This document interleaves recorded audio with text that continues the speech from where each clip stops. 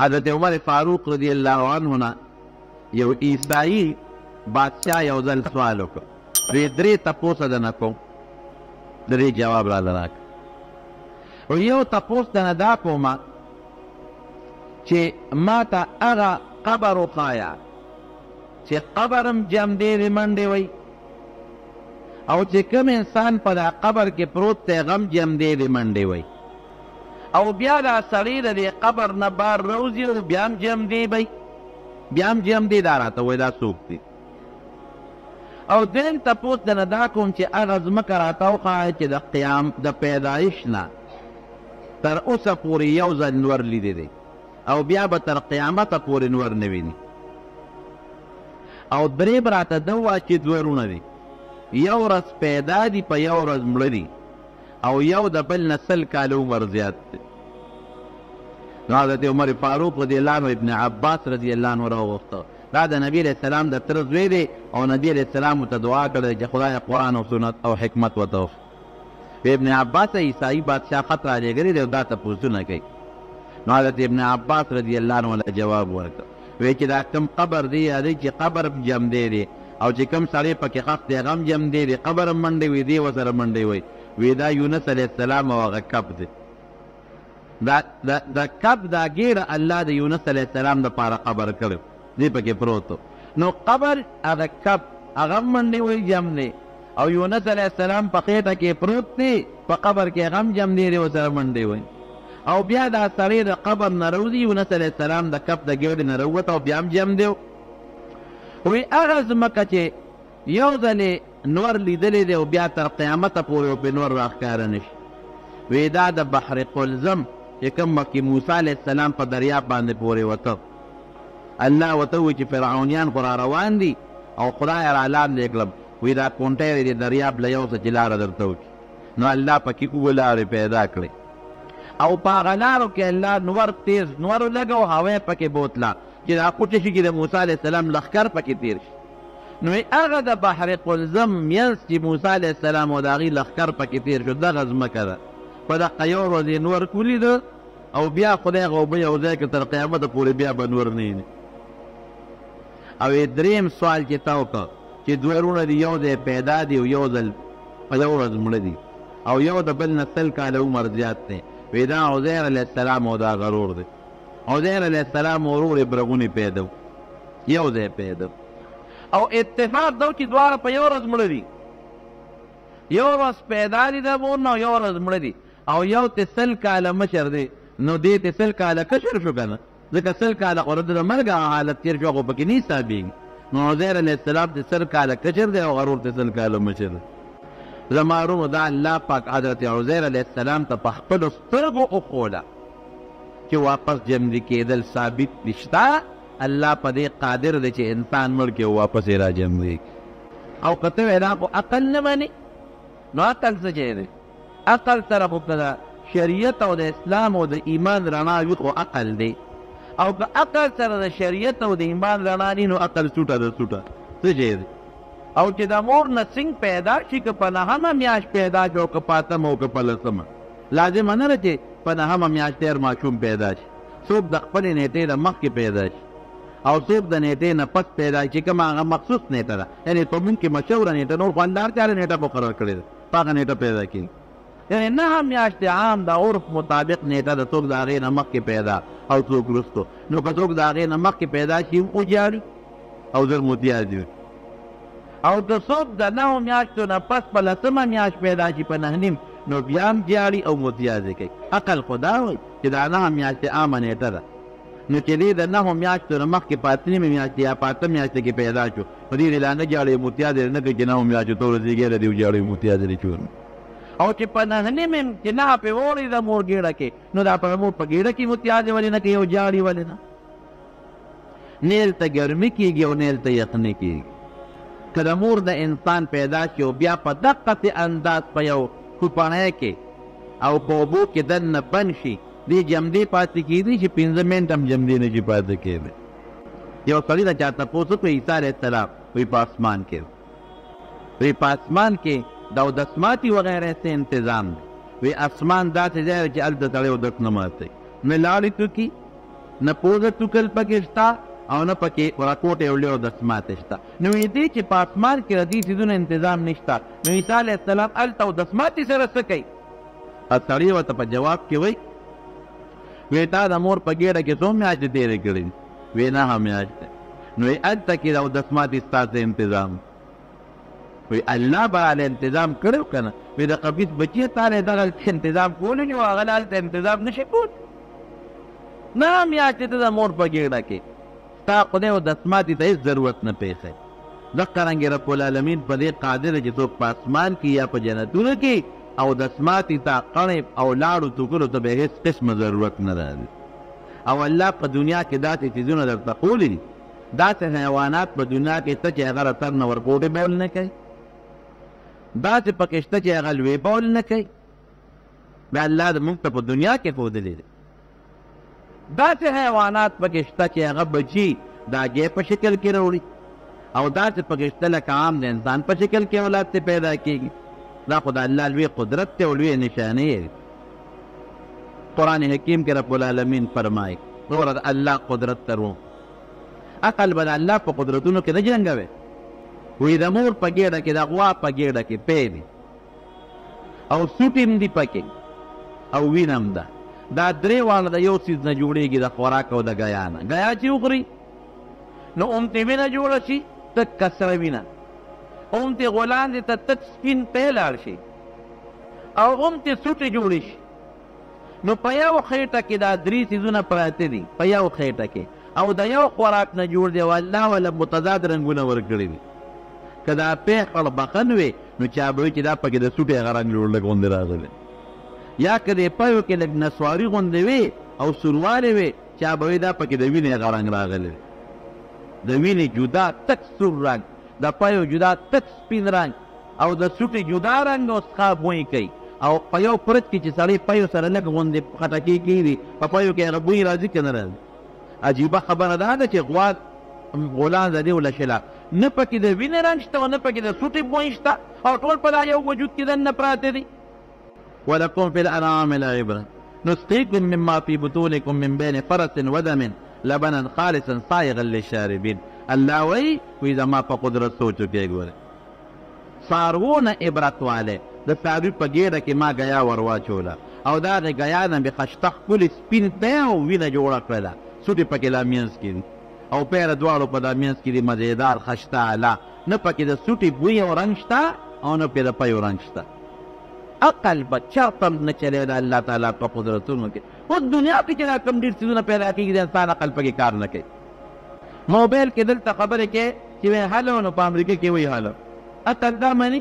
چرې هم نه مني. دونه زر څنګه دا خبره ورسېدله؟ په امریکا کې به خبرې کوي، دلته به په کیمره باندې تصویر ښکاري، په کمپیوټر کې داسې نظام شته، او دلته به خبرې کوي په امریکا کې یو بل ته به ښکاري. دا عقل مني؟ یو جز دی څومره لوی شی دی او په هغه جز کې 300 سورلی ناست دي. څو ځل چې تلم عمرې له هغې کې 500 سورلی وې. دا غټ جز و غټ 500 سورلی 500 سورلی، هرې سورلی سره من 1.5 من سامان، او دا جز څونه درونی، او دا په هوا کې وخېږي او په خپل کوم ځای چې ورته قولي په هوا کې زه په لاره خو چې روان یې نو تا ته پته په چارزده راتاو شم او په رزلو راتاو شم، په سړک روان یې او نښې درته لګېدلې دي، نو په دې هوا کې دې څنګه روان دی؟ خپل مقصد ته رسي او په هغه خپل ځای کې کوزېږي. نو دنیا کې دا څیزونه الله انسان له ورکړل، د انسان د عقل نه الله دا څیزونه پیدا کړل چې د عام انسانانو عقلونه یې نه مني. نو الله په دې قادر نه چې داسې کار وکړي چې زموږ د عقل یې نه مني.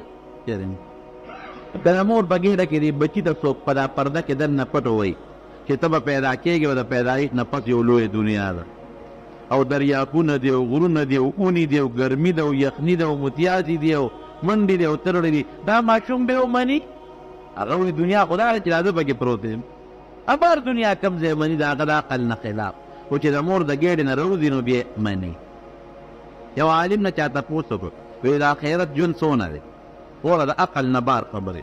وایي د آخرت ژوند به څونه وي؟ وایي د آخرت ژوند وایي او وایي که دا ټوله ځمکه تر اسمانه پورې د شړشم د دانو نه ډکه شي، دا ځمکه تر اسمانه پورې شړشم دانې، څومره دانې به پکې راشي؟ وایه که نه؟ د شمېر نه زیات یې چاته پته لګي. او بیا لومبي اسمان هم د دونه دانو نه ډک شي او دویم هم او دریم هم اوواړه اسمانونه او دا ځمکه د شړشم د دانو نه ډکې شي او یو مرغۍ پرې مقرر شي او هغه مرغۍ ته 100 کاله پس یوه دانه خوري مرغۍ ته 100 کاله پس یوه دانه خوري وی دا دانې به ختمې چې خو د آخرت ژوند به ختم نه شي دا ټول د عقل نه بار خبرې د قبر عذاب ګوره قرآن شریف کې په دې لومبي صورت کې مونږ چې وایو الف میم ذلک الکتاب لا ریب فیه هدی للمتقین الذین یؤمنون بالغیب ویقیمون الصلاة ومما رزقناهم ينفقون نو هغې الذین یؤمنون متقی هغه انسان دی چې هغه به بعضې څیزونه د هغه عقل او سترګې او غوږونه نینې او مني به خدای مونږ لیدلی نه دی مونږ به منو د قبر عذاب زمونږ عقل کې نه راځي مونږ به یې منو د قبر نه واپس جمدي کېدل زمونږ عقل کې نه راځي مونږ به یې منو فرشتې مونږ لیدلی نه دی او نه لیدي شو دا به مونږ منو د قیامت ورځ به مونږ منو پل صراط به منو دوزخ او جنت به منو زمونږ عقل کې دونه طاقت نشته چې دا ټول اوس ومني عقل هم رکوټې دی کوټه دی دغه رنګې حضرت ابراهیم علیه السلام یو ځل رب العالمین ته وی ربې ما ته وښایه چې ته دا مړي څنګه ژوندي کړي الله ورته فرمایي اولم تؤمن ولې ستا یقین نشته په دې قال بلا ولكن ليطمئن قلبي وی الله یقین خو مې پې شته چې د سړي په دې یقین نه خو بیا به مسلمان یا خو د الله جلیل القدر پیغمبر خو دا سوال دې دپاره کوم چې د سترګو هغه لیدل ووینم د زړه هغه پوره یقین نورم محکم شي او نورم مضبوط شي قوي شي الله ورته فرمایي فخذ اربعة من الطير څلور مارغان راواخله او فصرهن الی ځان سره بلد څلور مارغان نو څلور مارغان یې راواخیستل یو طاووس او یو چرګوړی یو کارغه او یو کمتره دا څلور مارغان وی ځان سره بلد که ځان سره ښه بلد کړل وی اوس یې مړه که ثم اجعل على كل جبل منهن جزءا ستا په دې علاقه کې چې څومره غرونه دي په دې غر باندې قیمه یې که سرونه ځان سره ونیسي او لږه لږه غوښه په دا یو غر د پاسه کې د تقسیم یې کړه حضرت ابراهیم علیه السلام څلور ونه مارغانه لال کړل سرونه یې ځان سره کېښودل او دا باقي غوښې چې څومره دی ټولې میده کړه ټوټې ټوټې یې کړه یو ځای وزر یو څرمن یو خپې یو کولمې هر څه یې میده کړل او بیا لږه لږه قیمه راواغېسته په دغه علاقه کې چې څومره غرونه دي په هغه غرونو باندې یې خوره کړله الله ورته فرمایي ثم ادعوهن یأتینک سعیا ځکه نو ورته آواز وکړه دا ټول به درته په منډه راځي سرونه یې ځان سره نیولي او آواز به یې کو ای د چرګ غوښې دې خپل سر له راشه ای د طاووس غوښو دې سر له راشه ای د کمترې غوښو دې سر له راشه ای د کارغه غوښو دې سر له راشه نو د هغه قیمونه به هغه خپله خپله ایسه را جدا کېدله د بڼې او د وینې او د سرمن په حالان کې یو ځای ټکولو او خپله ایسه هغه خپل پوټې پوټې جز به راته د سر پورې پیوست کېده څلور واړه مارغان واپس جوړ واپس پکې ساه راغله او واپس یې الوتل او منډې ترړې جوړ وکړلې زمرو الله په دې قادر نو زموږ په عقایدو کې یو عقیده څه ده والبعث بعد الموت آمنت بالله آمنت بالبعث بعد الموت خدای په دین زما ایمان دی چې د مرګ واپس به ته واپس جمدي کول کې کله چا په دې کې شک چې دا به څنګه جمدي کېږي او دا خو ګران کار دی یارو دا لومبي پیدا کول هسې د عقل په موجب الله ته غوار آسان دی لومبي ګران دي که وروسته ګران دي لومبي ګران دي چې دا نش نه یو شی شته ته راولي وروسته خو بیا د شکل الله سره شته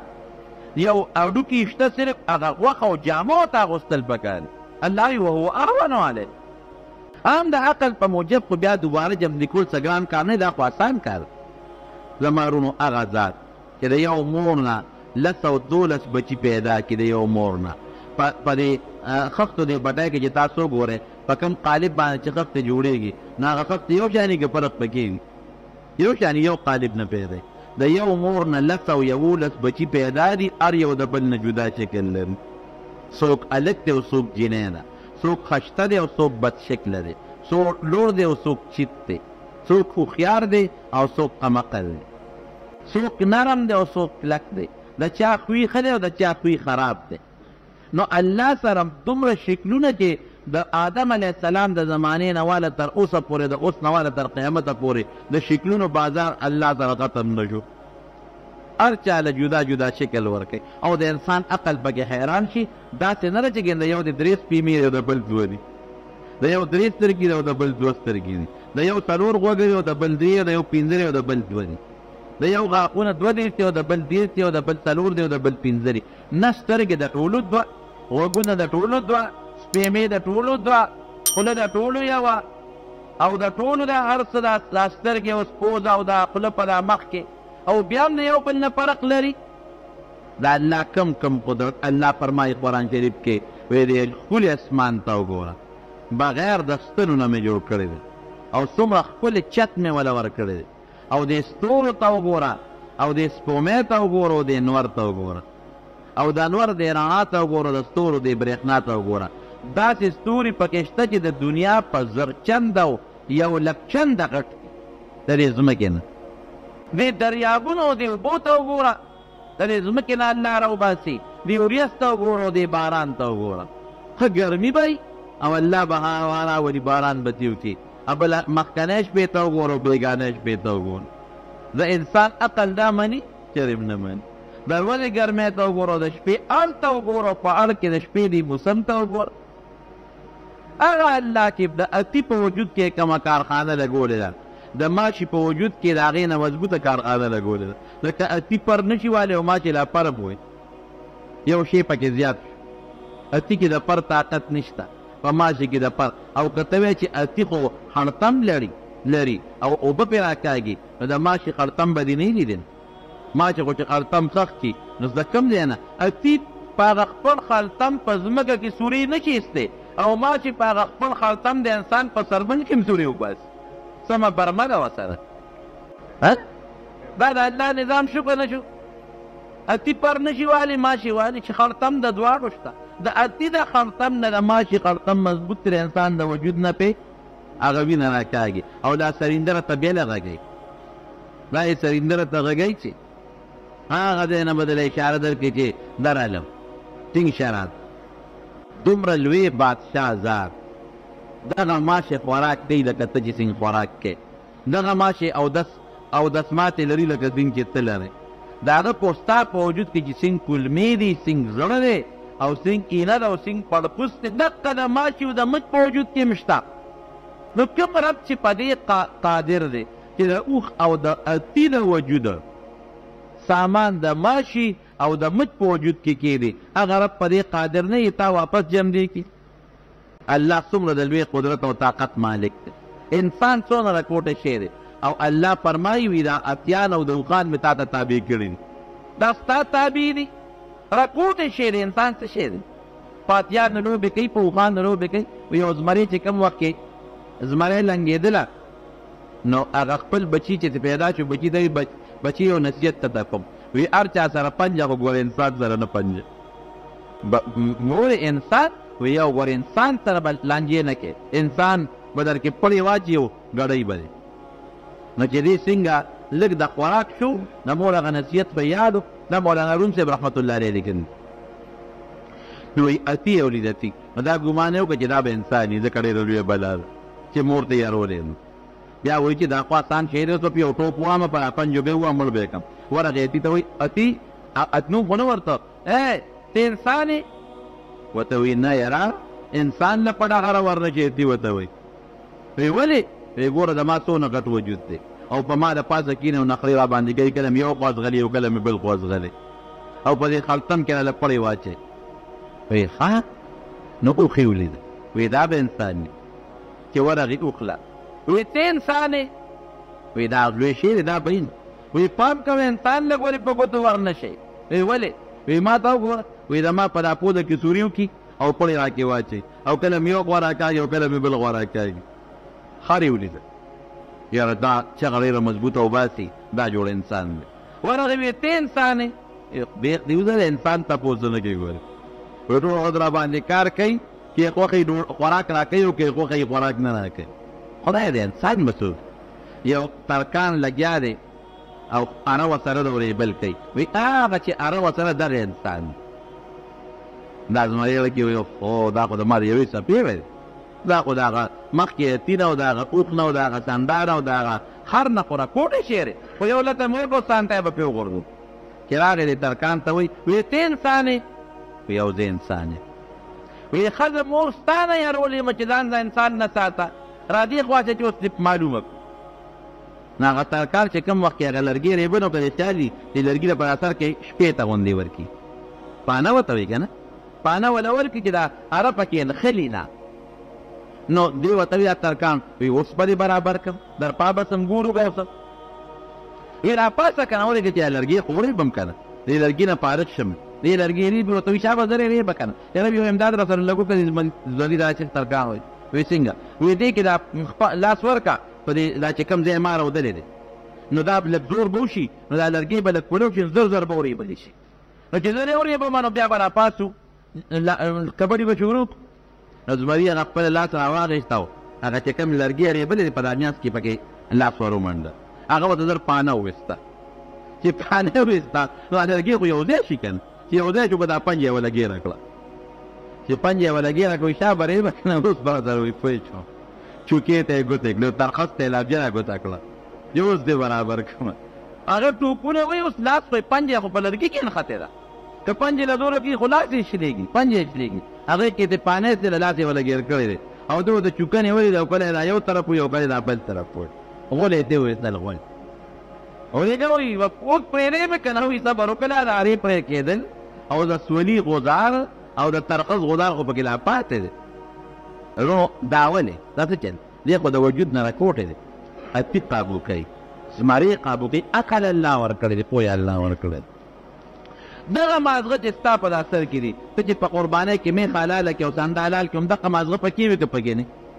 لیکن هغې مازغو کې الله عقل نه دی پیدا کړی ستا په مازغو کې عقل پیدا کړی یعنې که خر له عقل ورکړی تا ورته باړه جوړې هر وخت بیا ته مخ راوړی دا څه کې اپاشه جګړې بیا سره کولې که چېرته سنډاله او اوښله او اتیله الله عقل ورکړی وي کار به یې پرې کړی و چېرې نه الله قدرت به منې ګورې وی الله په څه پېژندلی کېږي په قدرتونو پېژندلی کېږي نو دې ښکلې نور ته ګوره سپومې ستوري اسمان او ځمکې ته او دې اوبو ته ګوره او دې هوا ته ګوره او د الله دې تقسیم ته وګوره دې نه به ته دا معلومې چې د یو ډېر لوی قدرت او طاقت مالک شته چې زه د مور په ګېډه کې ماشوم پیدا کړم او د څه نه پیدا کړم او خوراک یې راله څه راکو او بیا چې پیدا شو څومره ښکلې لقد خلقنا الانسان فی احسن تقویم په ښکلې شکل کې پیدا کړم زما وروڼو دا الله په دې قادر دی چې موږ د قبرونو نه واپس راجمدي کړي او ځان ته هم د حساب کتاب دپاره ودرئ داسې ده که نه نو دا زموږ د عقیدې خبره ده